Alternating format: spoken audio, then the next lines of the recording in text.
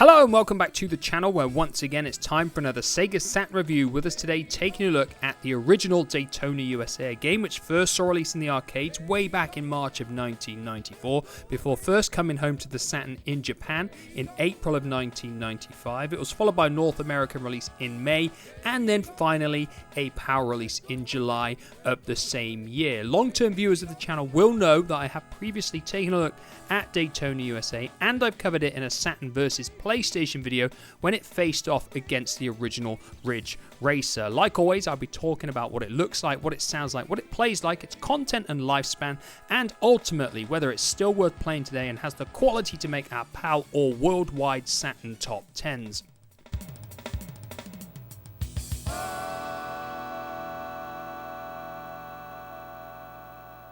So once you hit the main menu, you'll see you've got a choice of arcade mode, Saturn mode, ranking, and options. Heading into options, you can select the game mode, and you've got a choice of normal, Grand Prix, and endurance, with each one giving you gradually more laps in each race. You've got difficulty, enemy level, sound mode, music, and sound test, and you can also change the control pad layout. Now, dependent on whether you pick arcade mode or Saturn mode, it will determine the choices that you get. If you pick arcade mode, you've simply got a choice between the 3 courses and 2 cars, a manual or an automatic option. If you pick the Saturn mode, however, you've got a choice of the 3 standard tracks, but you can also choose to do them in reverse if you hold the start button before selecting one, and you will have a wider variety of vehicles to choose from. Please choose manual or automatic transmission.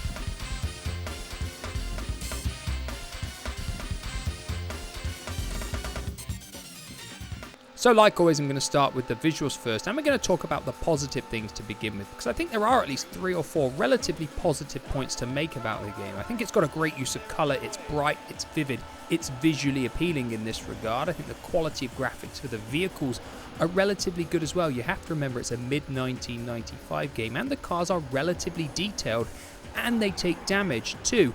And there is one more positive point, and that's the fact that there are so many cars on the courses. To have this in a mid-1995 game is actually technically impressive. You've got up to 40 cars in a race, and I think you can't overlook that as a positive factor.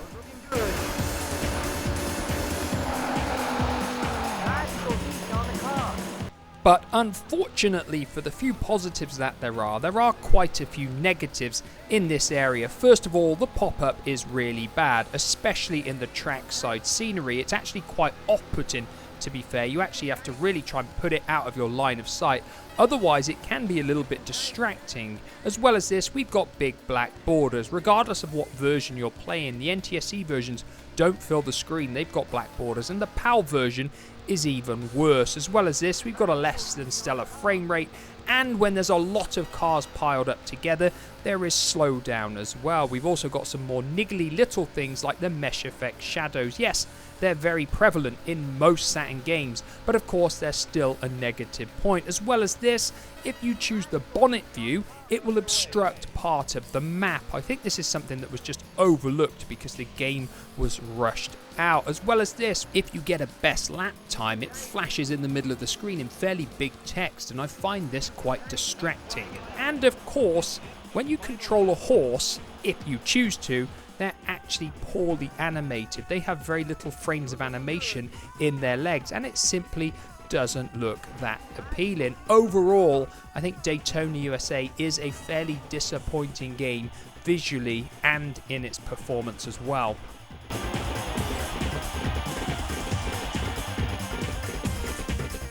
So moving on to the sound effects and music next, and this for me is the strongest aspect of the game. We've got a few shorter tracks and a few longer tracks within the game, and they all sound very good. They fit the style of racing game, they fit the time period very well, and they're still really good to listen to in this day and age. In terms of the sound effects, I think the cars and the screeching of the tires sound really good as well. In fact, there's only one minor niggle I feel, and that's just the guy giving you the instructions or criticizing you as you race. It does get a little bit repetitive, but for me that's the only negative point at all for this game in terms of sound and music. So what I'm going to do is give you some of the music samples from the game. I've decided to mix it up a little bit though, and not necessarily just go for the tracks that you would expect to hear.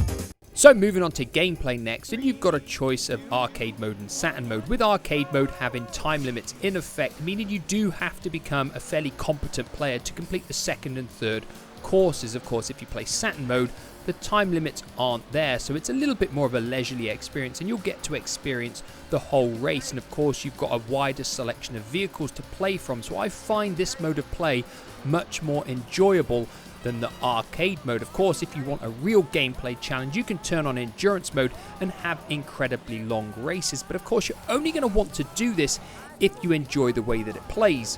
And this for me remains my problem, because even though I poured countless races into this game and I have got a lot better than I originally was, I can win the races, I can power slide reasonably well, I still don't enjoy the way it plays. I feel it's too jerky and yanky, and it just isn't that enjoyable. Of course, you've got the CPU cars spasming from side to side in places as well, which is just a simply bizarre thing when you see it. I just feel there are much better playing, more enjoyable racing games on the system. Of course, Sega Rally and Wipeout 2097, my two favorite racing games on the system, I feel play vastly superior to this. They are so much more enjoyable. Of course, part of that comes down to the fact that they are smoother playing games in general, but I just can't get past the yankiness and the jerkiness of the way that Daytona USA plays.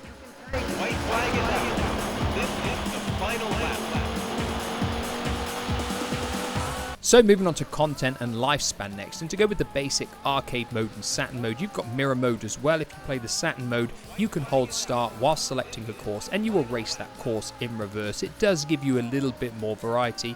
You've also got extra cars that you can unlock. You can win the second and third races on normal or harder to unlock them, or you can simply put in a cheat code. You've also got a couple of horses that you can race as well. So there's a little bit of variety in terms of the vehicles that you can play as, and we've also got a time trial mode that can be accessed whilst holding the start button in Saturn mode whilst you select your vehicle. Of course, this is a great way to practice all of the tracks, and it's the best way to get your best possible lap times because there is no one else on the track. You have the course all to yourself. And you've got the nice little novelty that if you input certain initials when you place on the ranking board, it will play a little tune from another Sega related game, which I feel is a nice touch.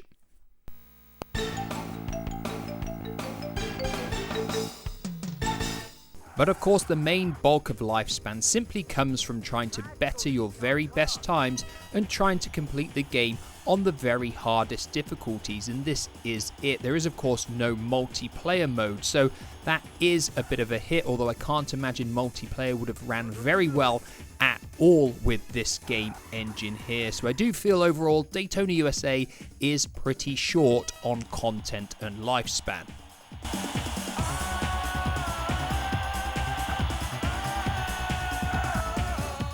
So like always, that leaves us with our two final questions. Is Daytona USA on the Saturn still worth playing in this day and age, and does it have the quality to make our PAL or worldwide Saturn top 10s? Now for me, the original version of Daytona on the Saturn simply isn't worth playing. Obviously Championship Circuit Edition came out, and even though people say it doesn't play as well, I still think it's a better game overall. Obviously Daytona USA 2001 came out on the Dreamcast, a complete reworking of the game that is pretty much better in every way as far as I'm concerned.